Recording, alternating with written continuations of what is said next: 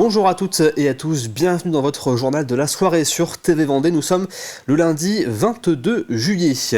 Est-ce le début de la fin pour les célèbres boîtes à pizza en carton? Jusqu'à la fin du mois d'août, 2 campings vendéens expérimentent une boîte ronde et réutilisable à l'infini.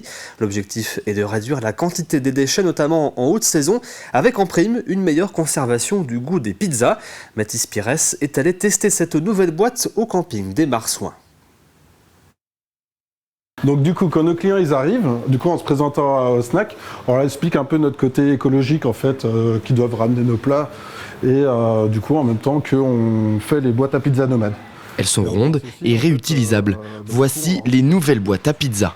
Ce camping expérimente pendant tout l'été ce moyen plus écologique. Alors historiquement oui, on a toujours fonctionné avec du carton, les boîtes en carton, pas très écologique et pas très pratique parce qu'on retrouvait ces cartons dans toutes nos poubelles. On a amorcé une transition pour justement faire des boîtes réutilisables. Ici, les boîtes en carton servent à transporter les pizzas du snack au mobil-home, seulement quelques mètres pour ensuite finir à la poubelle. Une habitude pour les vacanciers que Tiffaine souhaite changer. Ce qu'on veut faire, c'est éviter ces déchets à la source. Une fois qu'on est sur son lieu de vacances, ça devient beaucoup plus difficile de mettre en place une démarche de réduction des déchets. Donc nous, on va mettre en place des solutions pour les vacanciers pour que ça soit facile pour eux d'appliquer des bons gestes du quotidien aussi en vacances. Mais alors, est-ce que ces boîtes changent le goût de la pizza? Réponse de la créatrice. Alors ça l'améliore parce que ça n'a pas le goût de carton qui a bien ramolli et en plus ces boîtes elles sont bien conçues parce qu'elles gardent la chaleur, ça garde le croustillant, c'est bien meilleur. Alors pas d'inquiétude, vous pourrez toujours profiter de vos soirées pizza. Seule différence, la boîte. La présidente de la région Pays de la Loire, Christelle Morancet, a passé 48 heures en Vendée en fin de semaine dernière. Plus précisément, à Rive-d'Autise, dans le sud du département. Elle est allée à la rencontre des acteurs du territoire et des habitants avec un débat public et plusieurs visites, dont celle d'une exploitation qui produit des pâtes et de l'huile de graines. Une belle occasion pour les producteurs de mettre en avant leurs produits et leur travail. Pour nous, c'est une grande fierté. On a une reconnaissance de notre travail. On fait un effort. On passe, par exemple, on était en conversion bio. Maintenant, tous nos produits sont bio. Donc, c'est vraiment un effort que l'on fait pour la planète et pour avoir des produits sains. Et le fait d'avoir des personnes qui viennent voir et qui sont satisfaits et qui nous encouragent, ça nous fait forcément plaisir. La sélection des joueurs et joueuses de tennis pour les Jeux paralympiques de Paris a été annoncée vendredi dernier et 2 Vendéens vont porter les couleurs de la France. Stéphane Houdet, déjà 3 fois médaillé d'or en double, et Gaëtan Mendy, pour lequel ce sera une grande première. Ils sont tous les 2 licenciés au club de Saint-Hilaire de Rayé. C'était le rendez-vous sportif du week-end pour la 11e année. Saint-Georges de Montaigu accueillait l'une des manches du championnat d'Europe d'autocross sur le circuit du Bouvreau. Dans la catégorie Maxi Tourisme, le Vendéen Thierry Rochereau a décroché la 2e place, conservant ainsi la tête du championnat. Les compétitions se sont déroulées devant 12 000 spectateurs conquis par l'événement et de plus en plus nombreux année après année. Les gens découvrent au fur et à mesure, on essaye de communiquer en conséquence. On va dire que les gens qui viennent pour la première fois sont quand même surpris par le spectacle et la vitesse de ce qui se passe sur le circuit. Je pense que c'est la vitesse, le plaisir de partager la passion de la famille en fait.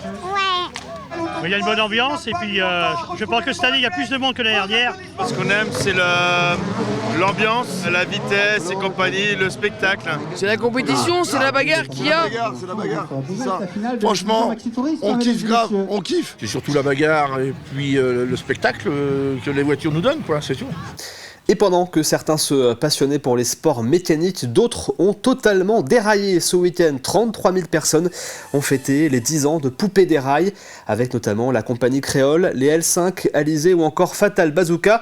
En 10 éditions, ce sont 150 artistes et 175 000 festivaliers qui vont participer à la soirée la plus déjantée de Vendée. Julie Morini et Alexandre Lenaour étaient sur place pour vivre cet anniversaire. Les portes tout juste ouvertes, les festivaliers courent pour être au plus proche de la scène. Et il n'y a pas à dire, 2 heures avant le show, l'ambiance était déjà très bonne. Au programme de cette soirée, 18 têtes d'affiche, parmi eux Sniper, Sloan, Lucenzo, mais aussi... Fatal Bazooka, on va voir ça. La compagnie créole. tragédie, Alizé. Chantal Goya. Que ça va plutôt être Bonnet M, voilà. Elmer Footbeat, c'est celle qu'on attend le plus. En 10 ans, Poupée des Rails est devenu un événement incontournable. 33 000 personnes étaient présentes pour cet anniversaire hors norme, ce moment unique. C'est comme si ce concept arrivait au moment où le contexte général, un peu pesant, morose et tout, les gens ont besoin de ça. Et là, ici, ce soir, vous allez voir, il y aura les patrons, les salariés, tout le monde se déguise, il n'y a aucun a priori, c'est une vraie terre de jeu en fait. C'est une terre de jeu également pour les artistes. Pendant 6 heures, chacun a enflammé le festival avec ses plus gros tubes.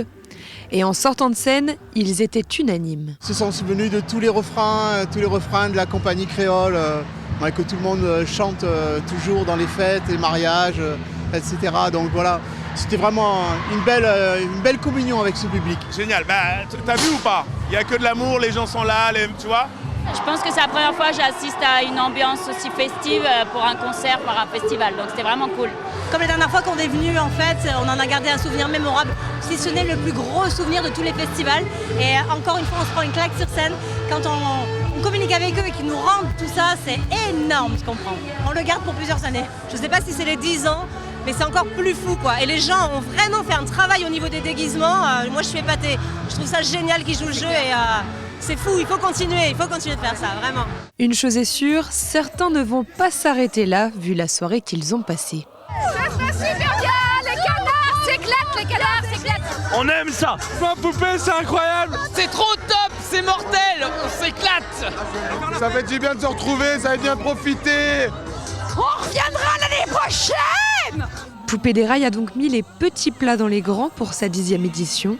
Le record de la danse de la brioche a même été réalisé pendant la soirée avec la célèbre reprise de Théo Lavabo.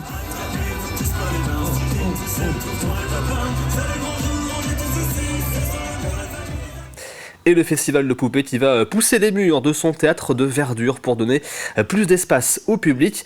L'ensemble du site va être réaménagé pour le confort des bénévoles, artistes et partenaires. Le chantier devrait prendre fin avant l'édition 2025. Et c'est justement la fin de cette édition. Merci de l'avoir suivi. Vous pouvez retrouver l'ensemble des reportages sur tvvendée.fr. Je vous souhaite une très bonne soirée.